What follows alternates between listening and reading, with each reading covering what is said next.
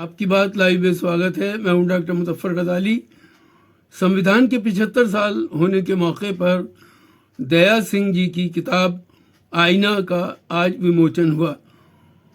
इस अवसर पर दया सिंह जी ने अपने विचारों को व्यक्त करते हुए कहा कि ये पुस्तक न केवल समाज को बल्कि सरकार को भी आईना दिखाने वाली है। इस अवसर पर दूसरे वक्ताओं ने किताब के संबंध में क्या कुछ कहा, आइए जानते हैं उन्हीं की ज़बानी। इस मुल्क का संविधान हमें इस बात की इजाजत देता है कि हम इस देश के बराबर के नागरिक हैं और इसलिए किसी सरकार को, किसी पार्टी की आइडियोलॉजी को या किसी इंडिविजुअल को यह हक हासिल नहीं हो जाता कि जो हमें संविधान मिला है उसको उसके तहत आप हमें नंबर 2 का शहरी बना दो। और कैसे बना दिया? 2024 के इलेक्शन से पहले तक बीजेपी के पार्लियामेंट में 300 लोग लोकसभा में थे और 100 राज्यसभा में। उनमें एक भी मुसलमान नहीं था, एक भी ईसाई नहीं था, एक गलती से सिख था। और हमें बताया जाए कि हम तो भारतीय संविधान की शपथ लेके और उसके तहत सत्ता में आए हैं। एक टीवी डिबेट में एक एंकर ने मुझसे सवाल किया कि आप इसे कैसे गलत साबित कर सकते हैं। मैंने कहा मैं इसलिए कर सकता हूं कि इसको पार्टिसिपेटरी डेमोक्रेसी नहीं कह सकते, इसको इंक्लूसिव डेमोक्रेसी नहीं कह सकते अगर 20% अवाम इस मुल्क की आपकी पार्टी में हिस्सेदार नहीं है या आपकी सरकार में हिस्सेदार नहीं है। एक मैसेज देने की आपने कोशिश की कि हम अपनी कैबिनेट में किसी मुसलमान को नहीं रखेंगे।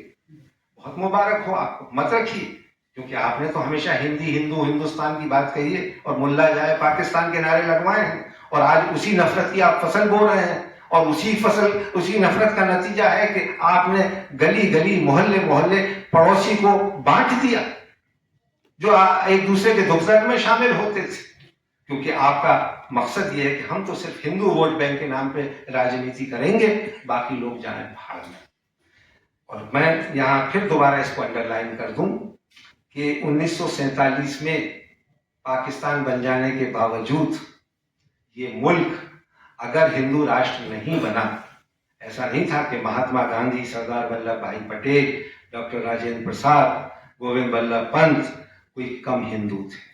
जवाहरलाल नेहरू और मौलाना आजाद का नाम नहीं ले रहा हूं, लेकिन उन्होंने तय किया कि इस मुल्क को एक रहने की अगर कोई शर्त हो सकती है तो वो वही वायदा है जो हमने इस मुल्क की आवाम से किया था, जो सन 1920 से लेकर के 47 तक ऑल इंडिया कांग्रेस कमेटी के जितने इजलास हुए उसके जो प्रस्ताव हैं, डॉक्टर अंबेडकर ने जो संविधान बनाया है उसमें उन सारे प्रस्तावों को रखा गया। 1931 का कराची कांग्रेस का रेजोल्यूशन जो फंडामेंटल राइट्स की बात करता है, जो इकोनॉमिक इक्वलिटी की बात करता है, जो पॉलिटिकल इक्वलिटी की बात करता है, वो बैकबोन है। वही हमारी इस संविधान का प्रीफेस है, प्रीएम्बल है, जिसको इस किताब में शामिल किया गया है। और मैं ये कहना चाहता हूं कि ये हर सरकार की ये नीति होनी चाहिए कि सुबह को बच्चे जब स्कूल जाएं तो प्रार्थना सभाओं में इस कॉन्स्टिट्यूशन को पढ़ करके बताया जाए जो ये कहता है कि we the people of India having solemnly resolved to constitute India into a sovereign, socialist, secular, democratic republic and to secure to all its citizens justice, social, economic and political, liberty of thought, expression, belief, faith and worship, equality of status of opportunity and to promote among them all. And then it talks about fraternity, bhaichara, assuring the dignity of the individual and the unity and integrity of the nation. In our Constituent Assembly, this 26th day of November 1949, do hereby adopt, enact and give to ourselves this Constitution.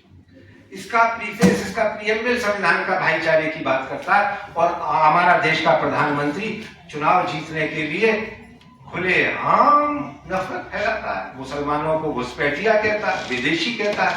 मैंने जाकर के उसके खिलाफ निजामुद्दीन के थाने में FIR दर्ज कराई और अब मैं मुकदमा लड़ रहा हूं और मैं उसको उसके लॉजिकल कंक्लूजन तक ले जाऊंगा कि किसी एक ऐरे गैरे नत्थु खैरे को, चाहे वो प्रधानमंत्री ही क्यों ना हो, ये अधिकार नहीं मिल जाता कि जो ये आजादी हमारे हजारों लाखों लोगों ने अपनी कुर्बानियों के बाद दी है, उसे किसी ऐसे एक चलते फिरते आदमी से लल्लू जगधर के हवाले करके हमने अपने इस देश को और घर बैठ जाएंगे और उसकी हर वाहियात बात को सुन लेंगे और उस पर अमल करने लगेंगे। ये मुल्क अगर बचेगा तो तभी बचेगा जब इस संविधान की कदर होगी, ये तभी बचेगा जब इसका प्रियम्बल लेटर एंड स्पिरिट में लागू होगा। दया सिंह जी, इस पे सवाल उठाइए, उठाए जाने चाहिए और हम उठाएंगे। जो भी जब तक गैर बराबरी है अंतिम व्यक्ति तक, तब तक हम इसकी लड़ाई लड़ेंगे। यही तो संविधान हमें देता है। क्या इसका कोई और दूसरा ऑल्टरनेटिव हो सकता है? पिछले 75 सालों में आज तक तो कोई ऑल्टरनेटिव नहीं दे पाया। जो ऑल्टरनेटिव दे रहे थे और जो इसका विरोध कर रहे थे सन 50 में भी, गोलवलकर साहब ने क्या कहा है कि ये जो है ये पश्चिम से आयात डेमोक्रेसी जो है, लोकतंत्र, इससे उन्हें बहुत खतरा कि जो हमारी पहले से नीति थी ना कि जिसमें ये मनुस्मृति के तहत जो देश चल रहा था वैसा ही होना चाहिए। जो हमारा हिंदुत्व का झंडा है, भगवा सिर्फ कोई, इसमें 3 रंग क्यों डाल दिए? इस पे ऐतराज। उन्हें ऐतराज इस बात पे है कि जनगण मन क्यों गाया जाता है, वंदना क्यों नहीं होती जो आरएसएस के हेडक्वार्टर में होती है। और उन्होंने अभी 10-12 साल तक अपने हेडक्वार्टर पर ये झंडा भी नहीं लगाया, तिरंगा, न कभी संविधान को माना और हमेशा यही कहा कि ये जो है बहुत ही खराब है। मैं आपको 1 मिनट में बस सिर्फ इतना करके कंक्लूड करूंगा कि जो गोलवलकर साहब ने उस वक्त में कहा था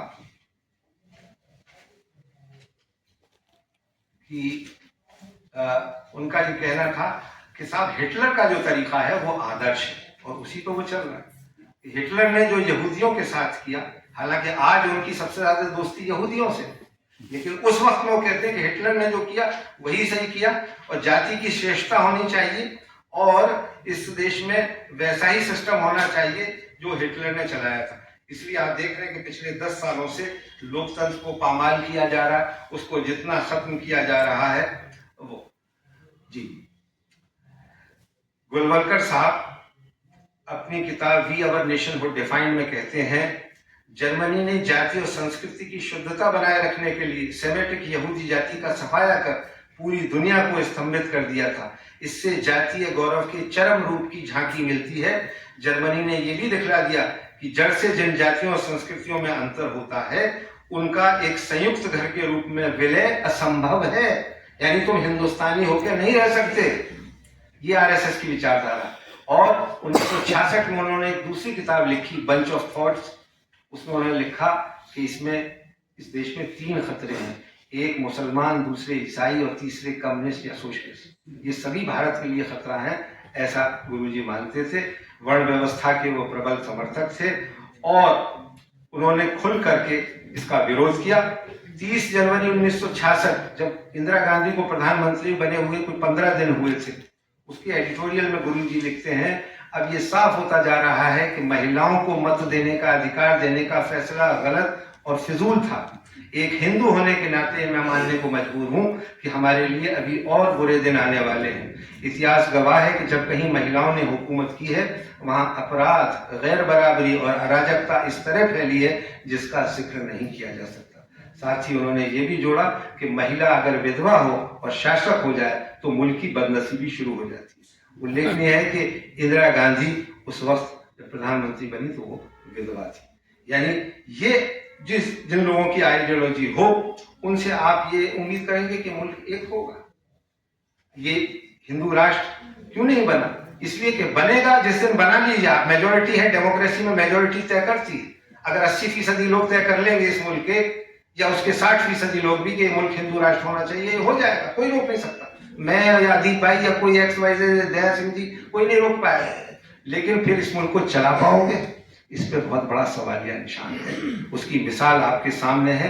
आस पड़ोस जितने भी देश हैं सब में सैनिक तानाशाही रही है, राजशाही रही है। अकेला भारत तीसरी दुनिया के ऐसे देशों में है जिनमें इमरजेंसी के 19 महीने छोड़ दीजिए तो पिछले 75 साल से लोकतंत्र चल रहा है। और चल ही नहीं रहा, बल्कि जो पौधा रोपा गया था संविधान सभा के माध्यम से इस भारतीय संविधान के, वो आज एक तनावर दरख्त बन गया है। पूरी दुनिया उसका लोहा मानती है। और मनमोहन सिंह जब हमारे प्रधानमंत्री थे तो पूरी दुनिया में उनकी एक धाक थी। उन्हें तो सिख होने के नाते, कितने इस देश में सिख हैं, प्रधानमंत्री क्या, उन्हें तो सांसद बनने के भी लाले पड़ गए, और पड़ ही गए थे नई दिल्ली से, जब लोकसभा चुनाव लड़े तो हरा दिया गया, लेकिन वो इस देश के प्रधानमंत्री बने। उस समय मैं लंदन में था, बीबीसी में काम करता था, तो वहां विदेशी अंग्रेज खास करके मुझसे सवाल करते थे, यार what kind of country this India. मैंने कहा क्यों, क्या हुआ, कि इसमें, इस देश का प्रधानमंत्री एक सिख है, राष्ट्रपति एक मुसलमान है, और उसको चलाने वाली सरकार को यूपीए चेयरपर्सन सोनिया गांधी एक ईसाई है। ऐसा भी संभव है, ऐसा भी होता है। पाकिस्तानियों को यकीन नहीं होता था कि ऐसे भी देश चलता है, क्या वाजपेयी जी को अब गद्दी छोड़ के जाना पड़ेगा। मैंने कहा हमारे यहाँ तो जाना ही पड़ता है, पाकिस्तान में शायद न जाना पड़ता। तो बहुत बहुत शुक्रिया, आप लोगों ने मेरी बात सुनी। मैं माफी चाहता हूं अगर मेरी बात से किसी को दिल आजारी हुई हो, कोई तकलीफ पहुंची हो, लेकिन दया सिंह जी को मुबारकबाद दीजिए कि जिन्होंने जो झंडा उठा रखा है ये जारी रहे। ये हर मौसम में बारिश की, ठंड की, गर्मी की परवाह किए बिना जो बात इनको कहनी होती है, और जो इनका पीस मिशन है, उसको लेके कश्मीर से कन्याकुमारी और कच्छ से कोहिमा तक जिहाद छेड़े रहते हैं। बहुत बहुत मुबारक दया सिंह जी, बहुत बहुत आपके साथ काम किया, आपके साथ रहे। आपने सबसे पहले संविधान का प्रेमबल डाला। यही वो प्रेमबल है जिससे हमारे मुल्क का इस मुल्क से रिश्ता है। इस मुल्क में हम इसलिए रहे कि हमको ये संविधान मिला था। एक तरफ आवाज थी, जैसा कि हमारे भाई कुर्बान अली ने कहा, कि एक तरफ आवाज थी कि चलो मुस्लिम मुल्क में रहो, अपनी जबान बचाओ, अपनी तहजीब बचाओ, लेकिन हमने ये कहा कि हम साझी विरासत में रहेंगे। इस प्रेमबल को, इस कॉन्स्टिट्यूशन को माना। सन 15 अगस्त सन 47 को दोनों हाथों से ताली बजी और मुल्क बढ़ गया, ये जमीन बढ़ गई, और 16 तारीख अगस्त को हम दूसरे दर्जे के शहरी हो गए। हमने ये एक्सेप्ट किया कि हम यहाँ कभी प्राइम मिनिस्टर नहीं बनेंगे, हाकिम वक्त नहीं बनेंगे, लेकिन ये सोचा था कि जिनके दिलों में हम मेहमानों और दोस्तों की तरह रहते हैं, कभी ये सोचा नहीं था कि उस दर पे हम आज दुश्मनों की तरह बैठेंगे। हम आज चौथे और 5वें दर्जे के शहरी बनाए जा रहे हैं। इसमें खता हमारी भी है। वो लोग जो साजिश करते हैं, उन्होंने हमारे और आपके बीच में जो रास्ता बांटा। मैंने पार्लियामेंट में ये बात कही थी कि जब एक क्रिश्चियन पादरी को जलाया गया तो हम देखते रहे और आप भी देखते रहे। जब आपके घर लुटे सन 82 में एक एक घरों से 10-10 लाशें निकली, हम आगे नहीं आए। जब 2002 में हमारा कत्लेआम हुआ तो आप भी खामोश रहे। रफ्ता रफ्ता हम तबाह होते चले गए और इस साजिश में पड़ गए।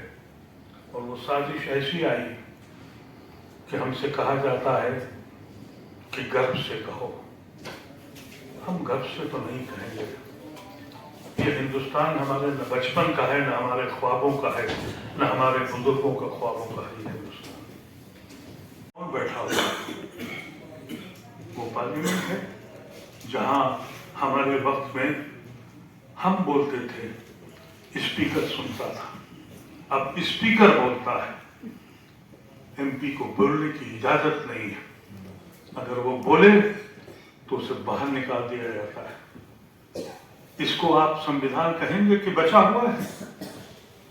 इसको कहेंगे कि आप अपोजिशन के बोलने पे आवाज बंद है? लोग डरे हुए हैं, खौफजदा हैं।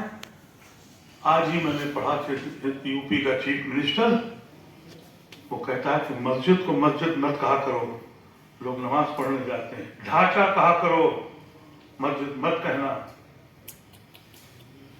क्या सुप्रीम कोर्ट को सुनाई नहीं पड़ता है? क्या हिंदुस्तान के लोगों को अंदाजा नहीं होता है कि वो कौन जिसने अपने खून को बांट दिया, अपने भाई को बांट दिया, अपने मुल्क को छोड़ दिया, अपनी जबान को छोड़ दिया और यह कहा कि हम उस मुल्क में रहेंगे जो सांझी विरासत का मुल्क है। अफसोस दर अफसोस हम समझ ही नहीं पाए कि हमको एक एक करके हमसे जुदा किया गया। आज आपको हिंदू बना दिया गया, हमको आतंकवादी बना दिया गया और ये मुल्क कहते हैं कि हम हिंदू राष्ट्र लाएंगे। अगर नेहरू और गांधी और इन लोगों मौलाना आजाद और दूसरे लीडर्स न होते और अगर नेहरू गांधी हिंदू स्टेट को डिक्लेयर कर देते तो एक पागल ने तो मुस्लिम स्टेट जमा कर अपना हश्र दिखा दिया जो हमारे भाई ने सुनाया। अगर उस वक्त कांग्रेस के लीडर हिंदू स्टेट बना देते तो 38% मुसलमानों ने जिना का साथ नहीं दिया था और सब के सब जिना के साथ चले गए होते। मैंने ये बात एक जलसे में कही कि जब पाकिस्तान लाहौर तक नहीं लखनऊ तक बनता तो मेरे खिलाफ एक कोहराम खड़ा कर दिया। क्या उस वक्त सिख भाई रहते हिंदू स्टेट में? उन्होंने ये फैसला किया कि नहीं, हम सांझी विरासत में रहेंगे। क्या क्रिश्चियन भाई हिंदू स्टेट में रहते जो आज पूरा नॉर्थ ईस्ट है? अरे ये तो ऐसे जगह है कि हमको गाय के नाम पर कत्ल करते हैं, हमारे घरों में घुस के कहते हैं कि तुमने खाया क्या है, और गोवा में और नॉर्थ ईस्ट में कहते हैं कि गाय सस्ती कर देंगे। ये किस किस्म के लोग हैं? ये दुश्मन हैं इस मुल्क के और हमको ये सोचना पड़ेगा। आपकी किताब हमने पूरी पढ़ी नहीं, लेकिन हम समझ गए इसलिए कि आपसे हमारा जो रिश्ता है, आपके सीने में जो दर्द उठता है वो मेरे सीने में उठता है। लेकिन अफसोस ये है कि मेरी कौम सोई हुई है, हमको ये समझ नहीं आ रही है। हम बहादुरी करते हैं। हमें एक याद है, आपके एक फंक्शन में हम गए थे, आपने मैं पूना बुलाया था। वहाँ हमारे एक सिख भाई ने हमसे यही कहा था कि या तो आपकी हिस्ट्री गलत है या आप मुसलमान नहीं है। तो हकीकत यह है कि हम मुसलमान नहीं हैं, हमारी हिस्ट्री सही है। बादशाहों की, राजाओं की जो लड़ाइयाँ थी उससे अवाम का कोई ताल्लुक नहीं था। आज पंजाब की जबान, हमारी जो उर्दू जबान अगर कहीं बची तो पंजाब में बची। सबसे बड़े अखबारात वहीं से निकले, हमारा कल्चर वही एक था। लेकिन हम न जाने क्यों बहकते चले गए। हम सिर्फ इसलिए बैठ गए जिस वक्त यहाँ कत्लेआम हुआ। मैंने जब पार्लियामेंट में ये बात कही और मुझसे कहा गया कि कांग्रेस के एमपी ने कहा कि साहब भूल जाइए जो 2080 में हुआ है, 1980 में, और जो कत्लेआम हुआ उसको भूल जाइए। मेरे दिल को बड़ी तकलीफ हुई और मैंने जब खड़ा हुआ तो मैंने कहा कि अल्फाज तो बहुत अच्छे हैं, लेकिन क्योंकि आप अक़लियत में नहीं है, माइनॉरिटी में नहीं है, इसलिए आप अक़लियत के दिल को नहीं समझते। क्योंकि मैं समझता हूँ, क्योंकि मैं अक़लियत में रहा हूँ। मैंने गुजरात जाके 2002 में देखा, उन औरतों से मिला जिनके साथ बलात्कार हुआ था, सामूहिक बलात्कार। उनकी सिस्कियां मेरे कानों में आज तक आती हैं। मैं उन बच्चों को भी देखा था जिनके सामने उनके माँ बाप मारे गए, उनकी आंखें मेरा पीछा आज भी करती हैं। कैसे भूल जाऊं वो भाई हमारे, जिनके घरों से भाई, जिनके हमारे घरों से 6 लाशें निकली, वो भूल जाएं? कब तक चलेगा? अफसोस और दर अफसोस नौजवान बच्चों के दिलों में जो नफरत डाली है, जो आंधी चली है, उससे पता नहीं हमको एहसास होता है कि इस मुल्क का हमारे साथ होने क्या जा रहा है। हम तो ये समझते हैं कि आज भी खंजर आजाद है लाशों पे गुजरने के लिए। कौन कहता है आजाद होता? अटल बिहारी वाजपेयी, जिनके बारे में हम लोग बहुत गुणगान भी करते हैं, जब वो प्रधानमंत्री थे उन्होंने संविधान समीक्षा आयोग बनाया था, जस्टिस एमएल बेकर चलैया के अध्यक्षता में उन्होंने बनाया था। और ये कहते नहीं संविधान, लेकिन चूंकि उस समय भी उनके पास उतनी अक्सरियत नहीं थी, उतनी मेजॉरिटी नहीं थी, वो नहीं कर सकते थे। लेकिन उनका एक सपना था, उनका मिशन था। मुझे कहने में कोई गुरेज नहीं है कि एकमात्र देश में राष्ट्रीय स्वयंसेवक संघ ही एक ऐसा संस्था रहा, संगठन रहा, जो एक मिशन के साथ काम करता रहा। और उनका मिशन इन लोगों को लगा कि अब 100 साल पूरे होने के 2025 में पूरा होगा। तो उन्होंने कहा कि भाई, इसलिए कोई अनंत हेगड़े या लल्लू सिंह या बाकी सारे लोग जो बोल रहे थे कि हमको 400 सीटें चाहिए क्योंकि संविधान बदलना है, ऐसे तो नहीं बोल रहे थे। ऐसे उनको सपना तो नहीं आ गया था कि नहीं हम कह देंगे कि, और भी कह सकते थे कि 400 सीट मिल जाएगी तो हम अयोध्या का बहुत विकास करेंगे। लेकिन लल्लू सिंह ने कहा कि नहीं, हमको चाहिए 400 सीटें ताकि हम संविधान को बदल सके। तो ये सारी बातें रही, लेकिन अब संजोग की बात है देश में, जैसा बताया हमारे साथियों ने, कि अभी भी 60-70% ऐसे लोग हैं जो आपको हिंदू राष्ट्र बनाने नहीं देंगे, जो अभी भी सामाजिक न्याय और धर्मनिरपेक्षता पे यकीन रखते हैं, बटे हैं, बिखरे हैं। बात हो सकती है, अभी कमी भी हमारे अपोजिशन के लोगों में ही है, उनको एकजुट नहीं रख पाते, उनकी आवाज को धार नहीं दे पाते हैं। जैसे मैं कह रहा था संविधान के धज्जियों के बारे में, आपको पता है 5 साल पूरे लोकसभा के निकल गए, लोकसभा में उपाध्यक्ष नहीं चुना गया। अभी 7-8 महीने और हो गए।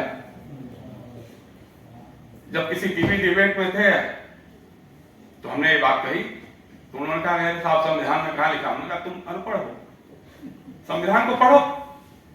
संविधान में साफ साफ लिखा है कि लोकसभा में एक अध्यक्ष होगा, एक उपाध्यक्ष होगा। लेकिन 5 साल से उपाध्यक्ष नहीं रहा। हमारे किसी अपोजिशन के नेता ने कोई सवाल इस पर नहीं उठाया। इस तकलीफ की बात यह है अभी भाई, प्रेस काउंसिल ऑफ इंडिया, जिसका मैं अभी तक अक्टूबर महीने तक मेंबर रहा, उसमें लोकसभा से 3 मेंबर आते हैं, राज्यसभा से 2 मेंबर आते हैं, तो बाकी पत्रकार और अखबारों के मालिक और तमाम बार काउंसिल ऑफ इंडिया के सदस्य भी होते हैं। 3 साल तक इस देश के प्रधानमंत्री ने, देश के लोकसभा के अध्यक्ष ने लोकसभा से 3 नाम नहीं भेजे। कमतर दिखाने के लिए जो संवैधानिक संस्थाएं हैं, कैसे उनको नष्ट किया जाए, सलीके के साथ काम हो रहा है। इस अवधि पर संविधान को समझने के लिए, उसको उस पर विचार विमर्श करने के लिए, और उसका जो एक की नोट एड्रेस एक ऐसे व्यक्ति से कराया जो कुर्बान अली जी, जिन्होंने बहुत खुलासा से हमको दोबारा से इस बारे में सोचने समझने का मौका दिया। और आपने आईना ये भी कोशिश की कि हम आईने में अपने आप को देखें, और उस आईने में दिखाने के लिए एक बात ये भी उभरी कि हम मायूस ना हों। अभी जो हमारे जयशंकर गुप्ता जी ने, तस्लीम साहब ने, आपने खुद कहा कि हम बहुत बड़ी ताकत है, हम पहचानें, तो हमें पहचानने का मौका आपने दिया। तो मैं तो समझता हूँ कि ये, और इतने सवेरे से आप देखिए 11:30 मीटिंग थी और अभी तक चल रही है, लोग बैठे हुए हैं। इसकी महत्वता इसी से प्रकट होती है कि हम सब लोग तैयार हैं इसको, उसका विरोध करने के लिए, उस संघर्ष में शामिल होने के लिए। जैसे गुप्ता जी ने कहा, हम सब लोग तैयार हैं। ये इस मीटिंग का सबूत है। अभी बात हुई, इतिहास की बात हुई, तो सब, अब संविधान तो बन गया, लेकिन संविधान कैसे बना? ठीक है, एक वो सभा थी, कॉन्स्टिट्यूशन एक कमेटी थी, उन्होंने बनाया, अम्बेडकर जी तो, लेकिन उस सब के पीछे क्या था, ये हमें समझने की बात है। वो इतिहास कि भाई जो हमारा ये इतने मूल्य, फ्रीडम ऑफ स्पीच, बोलने का अधिकार, असेंबली का अधिकार, जुडिशरी इंडिपेंडेंस होनी चाहिए, तो ये सारे विचार आए कहाँ से? तो हमको इतिहास को भी समझना चाहिए। आज अब वो क्या, एक तो इतिहास को समाप्त करने की कोशिश, उसको तोड़ मरोड़ करके पेश करने की कोशिश कर रहे हैं, जिससे पता ना लगे। आज के जो अब की पीढ़ी है उनको कुछ मौका नहीं मिलता, ये समझते नहीं, लेकिन उनको समझाना बहुत ज़रूरी है। अंग्रेज आए, अब यहाँ गोलवलकर जी ने कहा कि भाई ये तो विदेशी है और उनकी सभ्यता हमको नहीं चाहिए, लेकिन हमारे जो उस समय के लोग थे, जब ब्रिटिश आए तो राम मोहन राय थे, गोखले थे, वो तो कहते थे ब्रिटिश रूल इज प्रोविडेंशियल। ये तो एक खुशनसीब है हिंदुस्तान के ये लोग आए। और क्यों? क्योंकि वो समझते थे कि भाई थोड़े से लोग फॉरेनर्स, अंग्रेज, उन्होंने इतने बड़े उस पर कॉलोनी बना लिया, कब्जा कर लिया, क्या कारण है? उन्होंने देखा कारण को कि ये तो हमारा समाज गिरा हुआ है, जात पात है, सुपरस्टिशन है, ब्लाइंड फेथ है, प्रीस्टली पंडित लोगों को धोखा दे करके एक्सप्लॉइट कर रहे हैं। तो उन्होंने कहा जब तक इन बुराइयों को दूर और पर मूल्य है, लिबर्टी, इक्वालिटी, फ्रेटर्निटी, ये मूल्य है, तो उनको कहीं ये तो मूल्य हमको, अगर हमारे समाज को उठाना है तो हमको तो ये मूल्य लाने पड़ेंगे। तो वो मूल्य वो लाए और उसके लिए स्ट्रगल हुआ। वो पूछते थे अंग्रेज, भाई हमको तो आपके देश के अंदर डेमोक्रेसी है, इंग्लैंड में हमें भी डेमोक्रेसी होनी चाहिए, आपके यहाँ फ्रीडम ऑफ स्पीच है, हमें भी होनी चाहिए। हमको तो अंग्रेज कहते थे कि भाई आप तो जात पात में बटे हुए हो, आप कैसा देश बनाओगे, कौन सा देश होगा? आप देखिए, उसका लगातार ये विश्वास दिलाने की कोशिश कर रहे हैं दादा साहब नौरोजी, गोखले साहब, कि हमारा देश वो होगा जहाँ हिंदू, मुसलमान, सिख सब एक होंगे, फिर किसी के साथ कोई भेदभाव नहीं होगा, सारे ये मूल्य हमारे होंगे, ये डेमोक्रेटिक हमारा स्टेट, सेकुलर हमारा देश होगा। ये विश्वास दिलाने की कोशिश कर रहे हैं जिससे वर्ल्ड ओपिनियन उनके साथ आए। और वर्ल्ड ओपिनियन हमारी फ्रीडम स्ट्रगल के साथ इसीलिए आई कि हमने दुनिया को विश्वास दिलाया और अपने लोगों को विश्वास दिलाया कि हम सब लोग एक हैं और हम सब ऐसा देश बनाएंगे जहाँ ये मूल्य हमारे होंगे। तो गांधी तो ये कहता है, हम किसी देहधारी राम की पूजा नहीं करते, हम किसी देहधारी राम की पूजा नहीं करते, हम तो निरंजन निराकार राम को पूजते हैं। जब तक हम देह की दीवार पे पार नहीं दे सकते, तब तक सत्य और अहिंसा के गुण हम में पूर्ण रूप से प्रकट होने वाले नहीं। मुझे बता दे, हे राम जो लिखा है, जो संविधान में राम की फोटो लगाकर सारे बीजेपी और सारे आरएसएस आवाजें लगा रही है, मैं तो उनसे पूछना चाहता हूं, तो गांधी तो उस राम को मान ही नहीं रहे। गांधी कौन से मंदिर में गए, मुझे वही बता दे, उस मंदिर का दर्शन ही करा दे मुझे। तो मुझे गांधी ने, मैंने एक बार कहा था कि एक रेवोल्यूशन था। अगर गुरु नानक एक रेवोल्यूशन, गुरु नानक रेवोल्यूशन क्यों? गुरु नानक इसलिए रेवोल्यूशन है कि गुरु नानक से किसी ने पूछा कि ईश्वर क्या, तो गुरु नानक ने कहा सत्य ईश्वर है। इसका मतलब कोई और ईश्वर नहीं, सत्य पर चलना ही सत्य से भी ऊपर है, ईश्वर से भी ऊपर है। 1469 में गुरु नानक हैं और 1869 में गांधी हैं। तो गांधी से किसी ने पूछा कि ईश्वर क्या है, तो गांधी का सवाल जवाब यही था कि सत्य ईश्वर है। मैं कोई क्लेम नहीं करता कि गांधी ने गुरु नानक को पढ़ा होगा, पर मैं ये क्लेम कर सकता हूं कि गांधी को गुरु नानक ने नहीं पढ़ा होगा। सवाल यह है कि उस सत्य को कहां छुपाया, उस राम को कहां छुपाया जो घट घट में राम रहता है। यह सवाल उठना चाहिए था, शायद हम नहीं उठा सके। सवाल इसलिए है कि हिंदू मेजॉरिटेरियनिज्म है ही नहीं, हिंदू मेजॉरिटी में है ही नहीं। 1901 की सेंसस लगा ले, अंग्रेज ने जब पूछा कि हिंदू कौन है, आर्काइव्स में शायद रेजोल्यूशन पड़ा होगा, उसमें कहा कि हिंदू ब्राह्मण, बनिया, राजपूत और ठाकुर है, और तो हिंदू है ही नहीं।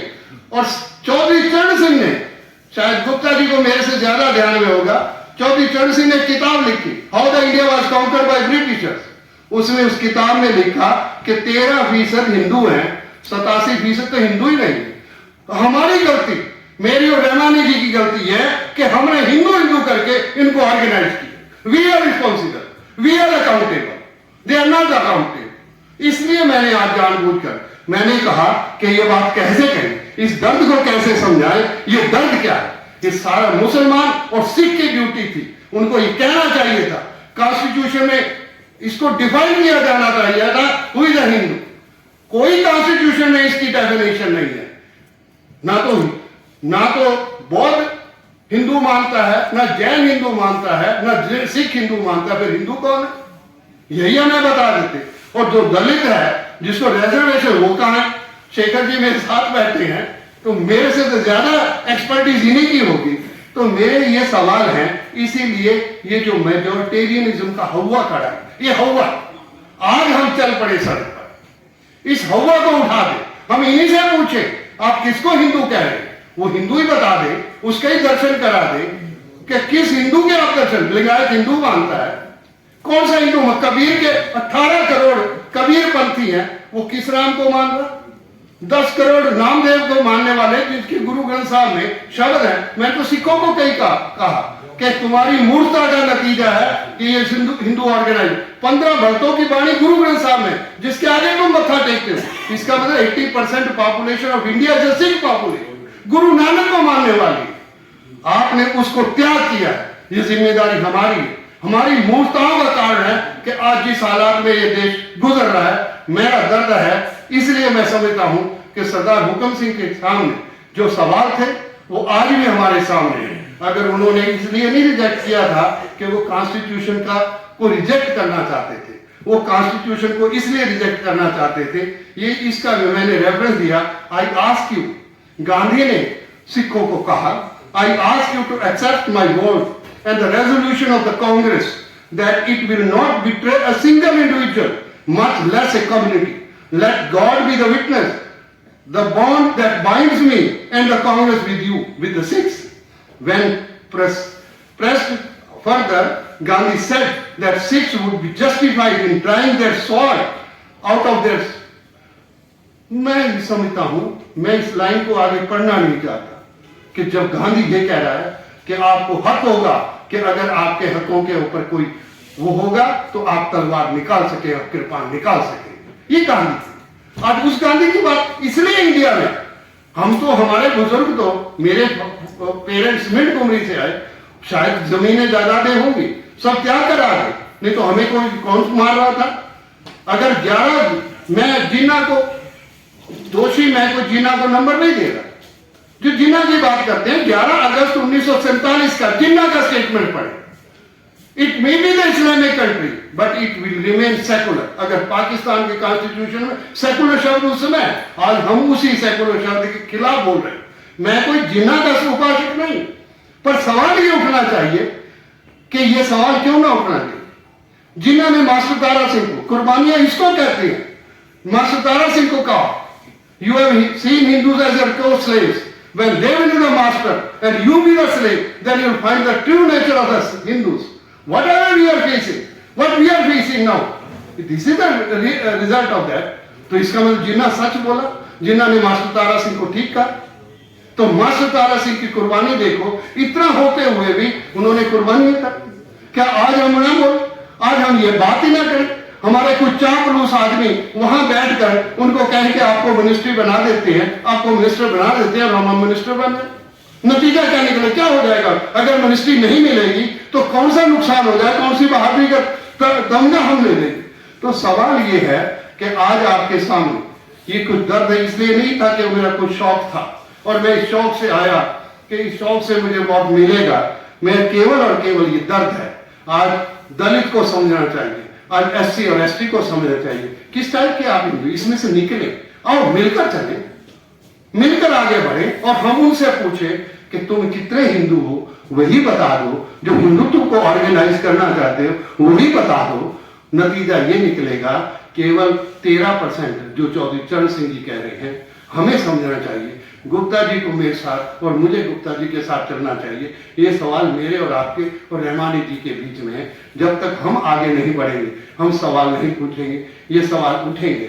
25 धारा का ये सवाल डॉक्टर अम्बेडकर को उस समय भी ध्यान होना चाहिए था कि मैं 25, अगर मैं मानता हूं कि डॉक्टर अम्बेडकर ने इस कॉन्स्टिट्यूशन को लिखा पास करवाया, अडॉप्शन हुआ, इसलिए सरदार हुक्म सिंह और भूपिंदर सिंह मान इसलिए रिजेक्ट कर गए।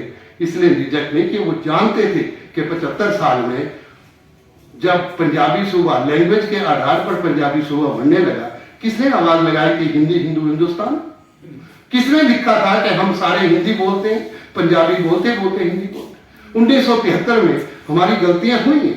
1973 में 1974 में जेपी मूवमेंट आई, जयदार गुरचरण सिंह टोडा को इंदिरा गांधी जी ने बुलाया और ज्योति बसु को भी बुलाया।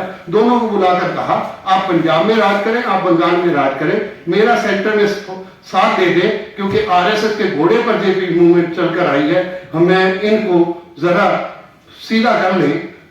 सरदार ज्योति बसु मानकर चले गए। 32 साल अनहिंड्रेड राज किया बंगाल में। और सिखों ने क्या किया? सिखों ने नरकारी विवाद खड़ा करवा लिया, सिखों ने 84 करवा लिया। अगर इंदिरा गांधी की वो बात मान जाते और हम इस हालात में ना फंसते तो हमारे पास तो ना 84 होता। मैं उस अकाली दल से पूछना चाहता हूं, जब बादल से टोडा साहब ने कहा कि भैया इंदिरा गांधी हमें सब कुछ देने के लिए तैयार है, टोडा बादल साहब ने क्या जवाब दिया? वो दर्दनाक है। उन्होंने कहा कि हमारी तो राजनीति खत्म है। ये सिख यहां तक सिख गिर गए, यहां तक सिख चिंतन रह गए। तो सवाल आज जो अकाल तख्त और बाकी जगह हो रहा है, मुझे चिंता है कि अकाल तख्त भी उन्हीं हाथों में कंट्रोल चला गया जो जिन हालातों ने 1984 को पैदा किया था। मैं ठीक है, मैंने चंद्रशेखर जी के साथ जब मिलिटेंट्स की बात हो रही थी तो चंद्रशेखर जी ने मैंने कहा कि हम बात करने के लिए तैयार है। जब चंद्रशेखर जी ने कहा, एक जथेदार ने कहा कि खालिस्तान पर बात होगी, चंद्रशेखर जी का जो जवाब था शायद वो आज मैं उसको एक्सप्रेस ना कर सकूं। मुझे लास्ट में कहना पड़ा, why not the prime minister should announce, prime minister is ready to talk with anyone on any issue. And Chandrashekhar was such a personality. उन्होंने इमीडिएटली मुझे कहा कि मैं इसके लिए तैयार हूं। अगले दिन अखबारों में छप गया और तीसरे दिन कांग्रेस ने विड्रॉ किया, जिसका नतीजा हमने गुप्ता मसले हल हो जाते। तो मैं समझता हूं कि आज हमारे पास फिर भी ताकतें हैं। ऐसा नहीं है जो शेखर जी ने कहा है, मैं गुप्ता जी ने जो कहा है, मैं समझता हूं कि ताकत है। ऐसे ऐसे पत्रकार, ऐसे ऐसे विद्वान और ऐसे ऐसे सज्जन, सिविल सोसाइटीज आज भी खड़ी हैं। राजनीति अपने तरीके से ले सकती है। मैं तो केवल आपसे इतना पेश करना चाहता था, अपनी बात का अपना दर्द पेश करना चाहता था, जो सरदार हुक्म सिंह जी मुझे समझ में आया और मैंने आपके सामने रखा। मैं आशा करता हूं हम सबको आगे बढ़ना होगा। जो भी उम्र हमें मिली है, हमें आगे बढ़कर इस पे काम करना। ये देश हमारा है, हमने कुर्बानियां की हैं, शहादतें दी कि मुगल सल्तनत के, अगर आप इतिहास नहीं पढ़ना चाहते तो इतिहास के साथ प्रेजुडिस ना हो। अगर औरंगजेब इतना ही जालिम था तो गुरु हरकिशन साहब जो 8वें गुरु थे सिखों के, या बंगला साहब राजा जय सिंह का बंगलो था, यहीं ठहरे, यहीं से उनकी यहीं फौत हुई, यहीं से। अगर औरंगजेब इतना जालिम था तो बाला साहब वाली जगह जहां संस्कार हुआ तो वहां संस्कार क्यों करने दिया? संस्कार ना करने देता। इसका मतलब यह है कि सिखों, मुगलों और गुरुओं के संबंध खट्टे मीठे रहे, पर ऐसे रहे जहां हरमंदिर साहब को देखो। मैं कई बार सिखों को कहता हूं, हरमंदिर साहब को देखो कि हरमंदिर साहब की नींव साईं मियां मीर रख रहे हैं। उसका जो आर्किटेक्ट है वो इस्लामिक है, वो मस्जिद नुमा है। उसका जो 4 दरवाजे होने के बाद जो आने जाने का रास्ता है वो पश्चिम की तरफ है। शायद सिख ये भी नहीं बात मान रहा। मैंने जब नमाज की बात हुई थी, 3 मेंबर अकाल तख्त से आ गए, मुझे कहने लगे कि जया सिंह आपने ये ऐसी बात क्यों कर दी? मैंने एक सवाल, मैंने जवाब दिया। मैं कहा गुरु ग्रंथ साहब में से ये शब्द डिलीट कर देते हैं, बेनिमाजा कुत्तिया ए ना भली रीत कब हूं चलन आया पंजे वक्त मसीह। मैं कहा गुरु ग्रंथ साहब में से निकाल देते हैं ना ये शब्द। क्यों है गुरु ग्रंथ साहब में से? नहीं होना चाहिए ना गुरु ग्रंथ साहब। आप मेरे पास 3 मेंबरी कमेटी आ गई तो मुझे ले चलो ना अकाल तख्त, मुझे पेश कर दो ना अकाल तख्त का। आप कौन से रास्ते पर कौन सी बातें करने लगे? उसमें फरीद भी बैठा है, उसमें नामदेव भी बैठा है, उसमें बेनी पंडित भी बैठा है, उसमें रामानंद भी बैठा है। आप कौन से रास्ते पर चलना चाहते हो? ये देश हमारा है, हम इस देश के हकदार हैं। गुरुओं ने जो रास्ता हमें चुना है, तो मैं लास्ट में ये कह दूं, होए एकत्र मिलो हो मेरे भाई, दुविधा दूर करो लिवलाए। आज हम लोगों को इकट्ठे बैठकर विचार करने, चर्चा करने, संवाद करने, विवाद नहीं संवाद की तरफ बढ़ना चाहिए। दया सिंह जी, आपने ये जो आईना किताब लिखी है, इसके लिखने की वजह क्या है? इसका कारण ये है कि संविधान का 75वां वर्ष चल रहा है। हमारा ये कहना था कि 75 वर्ष में अल्पसंख्यक ने क्या खोया क्या पाया इस संविधान में से, हमारा इस पर हमारी चर्चा है।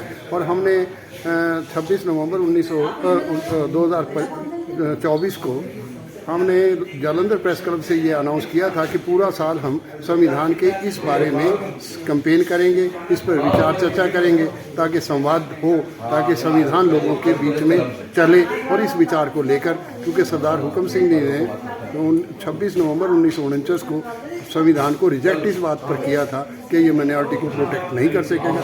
हमने 75 साल में ये देखा है कि माइनॉरिटी को प्रोटेक्ट नहीं कर सका। क्या क्या इसके अंदर टॉपिक्स आपने कवर किए? हमारा ये कहना है कि इसमें बहुत सारे टॉपिक हैं। इसमें राम के बारे में भी है, इसमें सिखों के बारे में भी है, इसमें उस सारे सिस्टम के बारे में भी है। इसमें श्रद्धांजलि डॉक्टर मनमोहन सिंह जी को भी समर्पित की गई है। मैं समझता हूँ कि सरदार मनमोहन सिंह जी का जो 10 साल का पीरियड है वो इस देश के लिए सुनहरी काल है, जिसमें उन्होंने पूरा एक किस्म का सामाजिक परिवर्तन ही कर दिया।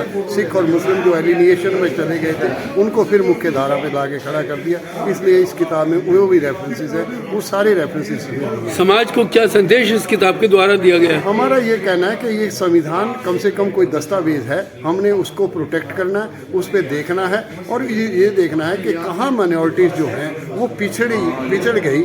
मेरा ये कहना है कि कॉन्स्टिट्यूशन का धारा जो 25(1)(b) है उसमें जो हिंदू इंक्लूड्स बौद्ध, जैन और सिख्स, हिंदू को डिफाइन किया जाए कि हिंदू कौन है। अगर बौद्ध, जैन, सिख हिंदू नहीं है तो फिर हिंदू कौन है, इसको डिफाइन किया जाए। ये हमारा विचार है, क्योंकि उससे हिंदू ऑर्गेनाइज्ड हुआ है। तो हिंदू ऑर्गेनाइज्ड कैसे हुआ, तो हिंदू की पॉपुलेशन क्या है जिसको मेजॉरिटी कहते हैं। धन्यवाद।